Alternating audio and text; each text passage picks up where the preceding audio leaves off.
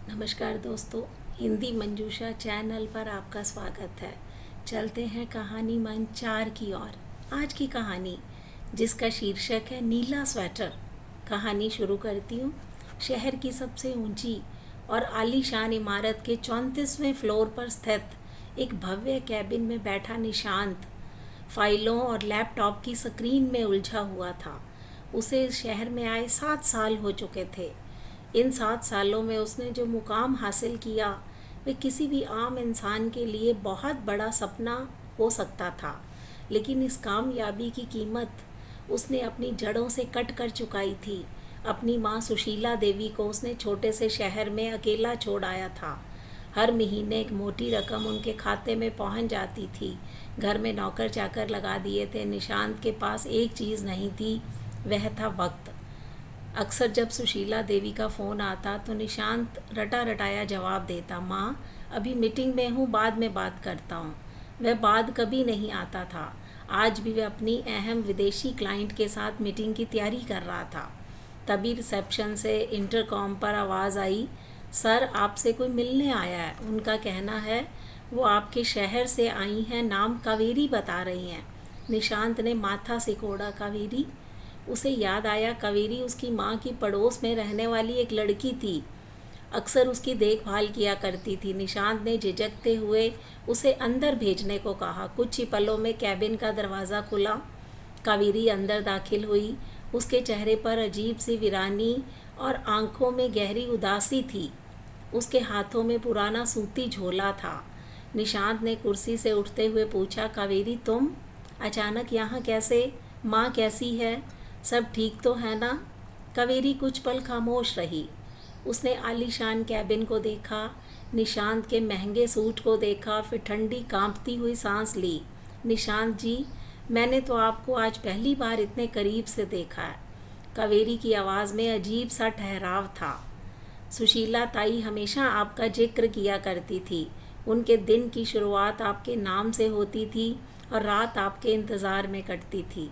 पिछले 5 सालों से मैंने आपको ना किसी त्योहार पर घर में देखा, ना ही उनके किसी खास मौके पर।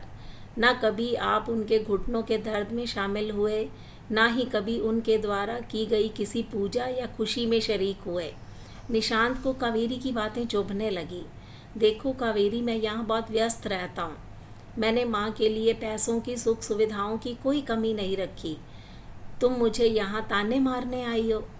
ताने नहीं निशांत जी, हकीकत बता रही हूँ। कावेरी ने अपने झोले में हाथ डाला। हाथ से बुना हुआ नीले रंग का स्वेटर, एक पुरानी सी डायरी निकालकर निशांत की मेज़ पर रख दी। ये अवसर तो नहीं है निशांत जी, पर फिर भी ये सौगात, ये डायरी मैं आपको दे रही हूँ, इसलिए कि आपसे फिर कभी मेरी मुलाकात हो या शायद कभी नहीं। निशांत की नज़र उस स्वेटर पर टिक गई। उसकी माँ की आंखों की रोशनी कमज़ोर हो चुकी थी, फिर भी वो स्वेटर बुना गया था। कावेरी की आंखों से आंसू झलक पड़े। उसने भर्राए हुए गले से कहा, ये तोहफ़ा सुशीला ताई आपको अपने हाथों से देना चाहती थी। कल आपका जन्मदिन था, याद है आपको? उन्होंने महीनों पहले ये स्वेटर बुनना शुरू किया था। कह रही थी शहर के बड़े दफ्तरों में एसी चलता है, मेरे निशांत को ठंड लग जाएगी। वो कल इसी शहर में आई थी, आपके इसी ऑफिस की इमारत के नीचे खड़ी थी। उन्होंने आपको बड़ी सी गाड़ी से उतरते भी देखा, पर आपके साथ कुछ विदेशी लोग थे। ताई ने सोचा कि उनका बेटा बड़े लोगों के साथ है, अगर वो इन साधारण कपड़ों में आपके पास गई तो कहीं आपको शर्मिंदगी ना हो। इसलिए वो बिना आपसे मिले मुझे ये पैकेट थमाकर वापस स्टेशन की तरफ मुड़ गई। निशांत की धड़कनें जैसे रुकने लगी। मुड़ गई मतलब? वो कहाँ है अभी? कावेरी फफक कर रो पड़ी। लौटते वक्त बस स्टैंड के पास उनका एक्सीडेंट हो गया। कल रात अस्पताल में उन्होंने मेरी गोद में आखिरी सांस ली। उनकी सांसों की लड़ी टूट गई और जाते जाते भी उनकी ज़ुबान पर सिर्फ आपका ही नाम था। निशांत के पैरों तले ज़मीन खिसक गई। उसे लगा जैसे कैबिन की दीवारें उस पर गिर रही हैं। उसने कांपते हाथों से डायरी को उठाया। डायरी का पहला ही पन्ना खुला, जहां उसकी माँ की कांपती लिखावट में दर्ज था, आज निशांत का फ़ोन आया था। बस 15 सेकंड बात हुई। बोला, बहुत बिज़ी हूँ। कोई बात नहीं, मेरा बच्चा मेरे लिए तो इतनी मेहनत कर रहा है, भगवान उसे कामयाबी दे।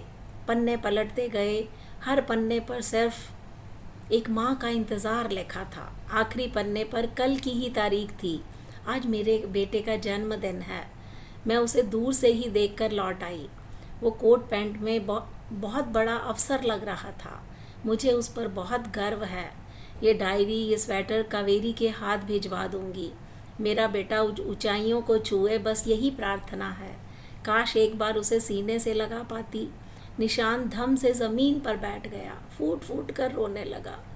वो दौलत, वो शोहरत, वो आलीशान ऑफिस, सब उसे इस पल मिट्टी के समान लग रहे थे। उसने नीले स्वेटर को सीने से लगा लिया, जिसमें अब भी उसके माँ की हाथों की और प्यार की खुशबू बसी थी। उसे याद आया कैसे बचपन में माँ खुद फटे हुए कपड़े पहनती थी, लेकिन निशांत के लिए हमेशा नए कपड़े लाती थी। और उसने क्या किया?